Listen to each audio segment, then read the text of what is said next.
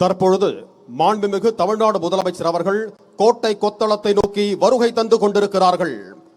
பிறப்பொக்கும் எல்லா உயிர்க்கும் சிறப்பொவ்வா செய்தொழில் வேற்றுமையான் என்ற ஐயன் திருவள்ளுவரின் சமத்துவ சிந்தனையை அடிப்படையாக கொண்டு பிறப்பால் எந்த வேற்றுமையும் இல்லை, வாய்ப்புகளிலும் உரிமைகளிலும் எந்த பாகுபாடும் இருக்கக்கூடாது என்ற உயரிய நோக்கத்துடன் அனைவரையும் உள்ளடக்கிய வளர்ச்சியை நோக்கி தமிழ்நாடு தொடர்ந்து பயணித்து வருகிறது.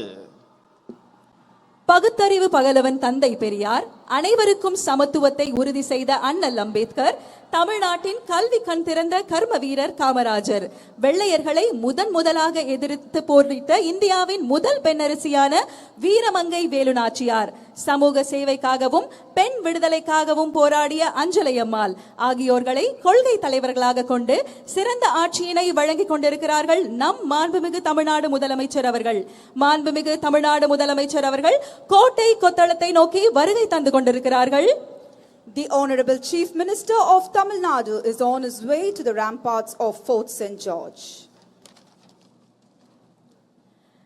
தமிழ்நாட்டின் முதலமைச்சராக மட்டுமல்லாமல் தமிழ்நாட்டில் வாழும் ஒவ்வொரு குடும்பத்திலும் குடும்ப அட்டைகளில் பெயர் இடம்பெறாத அண்ணனாகவும் தாய் மாமனாகவும் இருந்து ஒரு குடும்ப உறவாக தனது கடமைகளை செய்து வருகிறார்கள் நமது மாண்புமிகு தமிழ்நாடு முதலமைச்சர் அவர்கள்.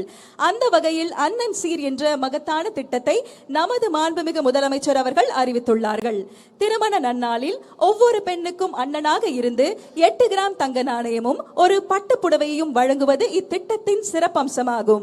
அதோடு மட்டுமல்லாமல் ஒரு குழந்தை பிறக்கும் தருணத்திலும் அந்த குழந்தையின் தாய்மாமனாக இருந்து வரவேற்கும் வகையில் தாய்மாமன் தங்க மோதிரம் திட்டம் மூலம் அரசு மருத்துவமனைகளில் பிறக்கும் ஒவ்வொரு குழந்தைக்கும் 1 கிராம் தங்க மோதிரம் வழங்கப்பட உள்ளது.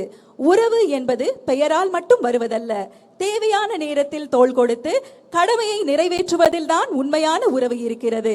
அந்த வகையில் மக்களின் வாழ்வில் முக்கியமான தருணங்களில் எல்லாம் துணை நிற்கிறார்கள் நமது மாண்புமிகு தமிழ்நாடு முதலமைச்சர் அவர்கள்.